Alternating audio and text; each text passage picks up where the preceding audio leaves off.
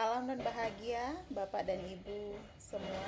Perkenalkan, nama saya Sarah Arni. Saya mahasiswa Magister Teknologi Pendidikan Universitas Tanjung Pura Pontianak. Dalam kesempatan ini saya akan melakukan analisis uji priority test dan uji efektivitas endgain menggunakan aplikasi SPSS. Adapun judul saya adalah pengaruh penggunaan aplikasi WordWall pada materi penerapan operasi hitung bilangan bulat terhadap hasil belajar matematika siswa kelas 6 SD. Rumusan masalah: bagaimana hasil belajar matematika siswa pada materi operasi hitung bilangan bulat dengan menggunakan aplikasi WordWall. Kemudian, apakah penggunaan aplikasi WordWall pada materi operasi hitung bilangan bulat berpengaruh terhadap hasil belajar matematika siswa kelas 6 SD. Adapun hipotesis nolnya, tidak terdapat perbedaan yang signifikan antara nilai rata-rata pretest dan posttest. Kemudian untuk hipotesis alternatifnya, berarti terdapat perbedaan yang signifikan antara nilai rata-rata pretest dan posttest.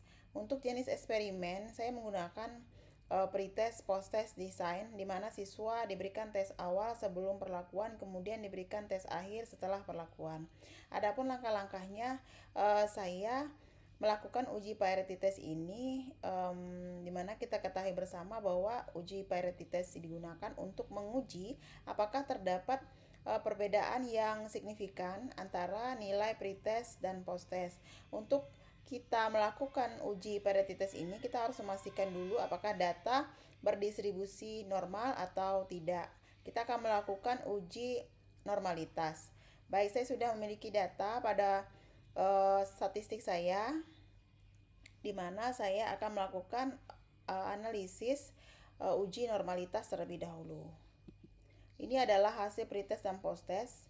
Saya akan melakukan analisis terlebih dahulu. Kemudian saya pilih analyze, descriptive statistik, kemudian explore. Saya masukkan ke dependent listnya nilai pretest dan juga nilai posttest. Kemudian klik plot. Lalu saya pilih uji normality, ya, normality plot with test. Lalu saya klik continue, lalu klik OK. Kita tunggu sebentar.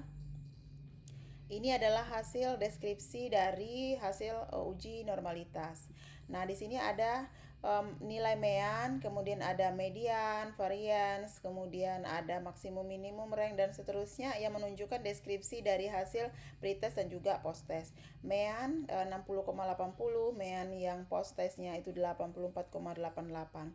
Saya mengcopy ini, memindahkannya ke Word-nya saya supaya kita mudah untuk melakukan interpretasi data. Kemudian ada test of normality, ini juga saya pindahkan supaya kita bisa menginterpretasikannya satu per satu. Ini adalah hasil deskripsi dari data yang sudah saya kopikan tadi. Ini ada nilai pretest, ya, seperti yang kita sudah lihat di sini bahwa nilai mean dan median pada pretest itu meannya 60,80 sedangkan mediannya 61. Untuk posttestnya meannya 84,88, mediannya 86,00, dan seterusnya untuk standar deviasi dan lain-lainnya. Tes normality-nya, di sini kita melihat bahwa data yang kita ambil nilainya tadi itu adalah 25 sampel, ya, 25 orang, sehingga kita menggunakan yang Shapiro-Wilk karena kurang dari 50.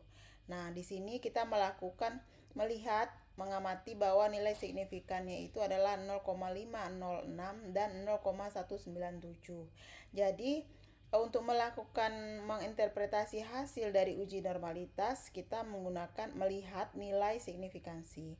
Jika kurang dari 0,05, maka data tidak berdistribusi normal, begitupun sebaliknya. Dari data yang tadi sudah saya amati bahwa nilai pretestnya itu 0,506. Ini lebih dari 0,05. Kemudian untuk posttestnya, nilainya signifikannya itu adalah 0,197, artinya lebih dari 0,05. Artinya data ini bisa dikategorikan atau bisa disimpulkan berdistribusi normal. Jika kita sudah mengetahui data ini berdistribusi normal, maka kita dapat melakukan uji Pirate Sample T-Test. Nah, menurut Widianto 2013, Pirate Sample T-Test merupakan salah satu metode pengujian yang digunakan untuk mengkaji efektivitas perlakuan, ditandai dengan adanya perbedaan rata-rata sebelum dan sesudah perlakuan. Saya akan melakukan uji Pirate Sample T-Test ini ya Bapak dan Ibu dengan cara pilih menu Analyze, Compartment, kemudian Pirate Sample T-Test.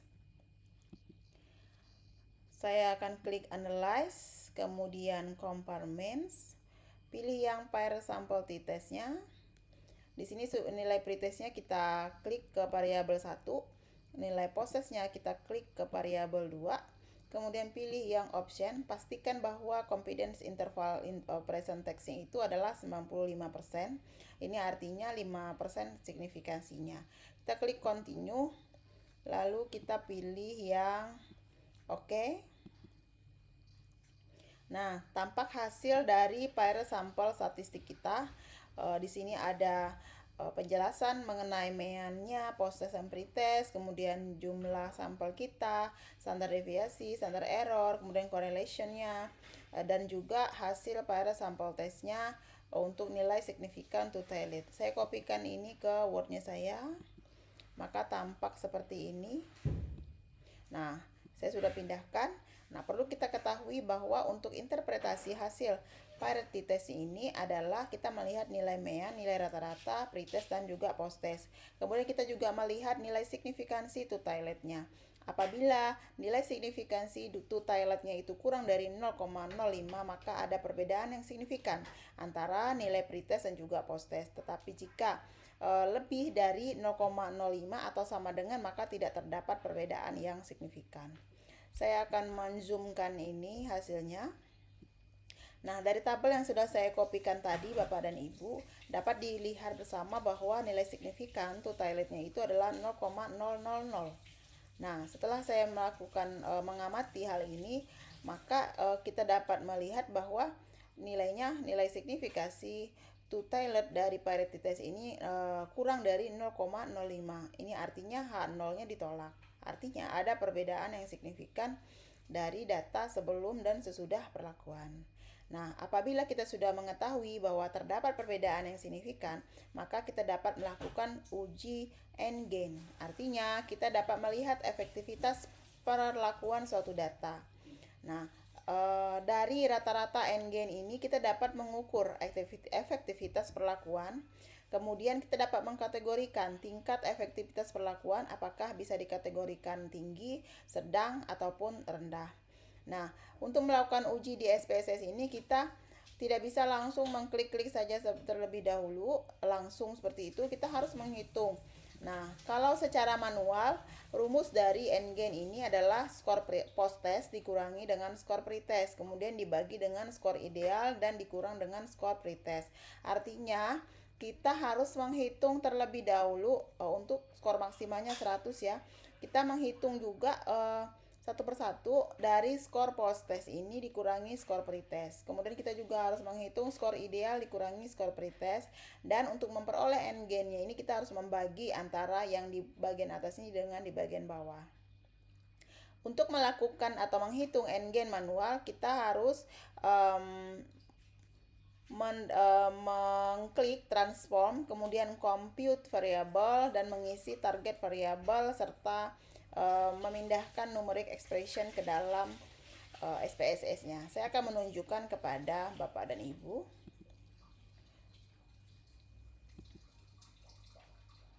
Baik, di sini kita akan melakukan transform, lalu klik compute variable. Di sini saya akan menghitung nilai post-test dulu. Post-test kurang pretest. Nah, berarti karena post-test kurang pretest, kita pindahkan ke numeric expression.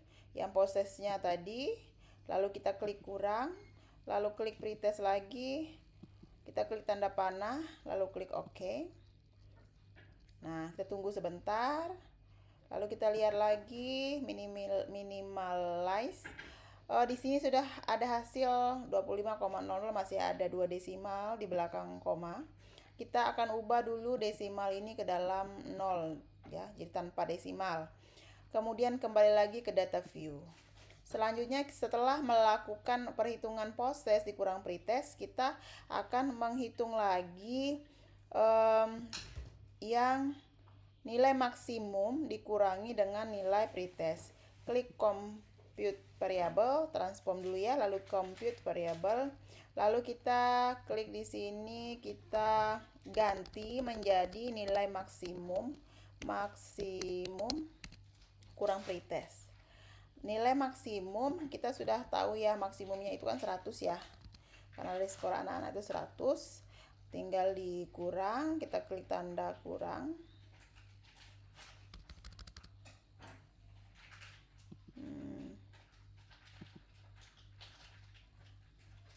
Tidak muncul ya tanda kurang.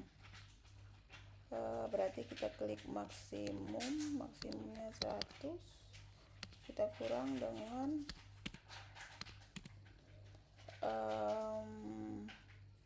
pretest. Oke. Kita tunggu sebentar, lalu kita lihat hasilnya. Oke, sudah muncul.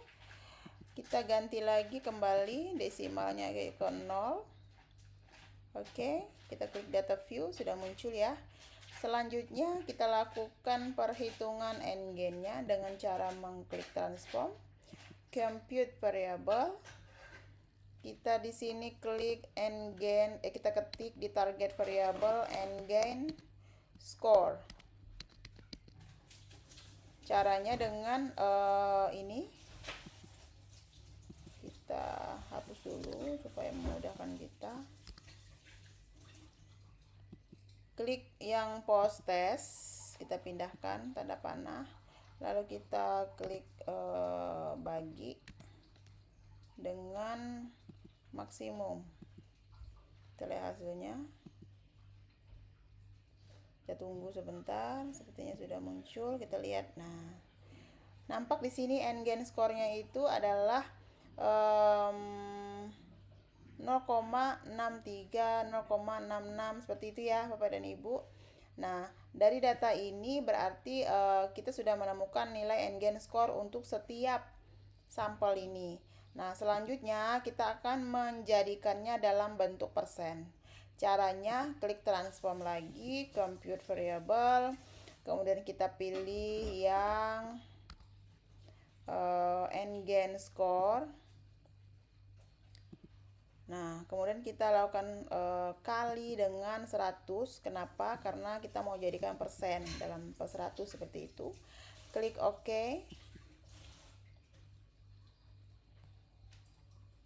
N-gain, oh iya, saya lupa. Mohon maaf, variabelnya saya lupa. Saya tambahkan persen. Nah, kita masukkan ini tadi ya. Pertama target variabelnya, karena tadi itu n-gain score, kita jadikan n-gain score persen, kemudian n-gain score kita kalikan dengan 100. Oke, klik OK. Kita tunggu sebentar, hasilnya akan muncul. Nah, di sini nampak bahwa nilai n-gain score persennya itu adalah 62,50, 65,79 dan seterusnya. Baik, dari data yang ada ini kita bisa melihat bahwa nilai n-gain score persennya itu setiap sampelnya sudah tertera seperti pada tabel statistik ini ya. Nah, selanjutnya jika kita sudah menemukan n-gain score persen, barulah kita dapat melakukan pengujian terhadap n-gain skor persen ini. Nah, bagaimana caranya? Pertama, kita mengklik analyze ya, analyze.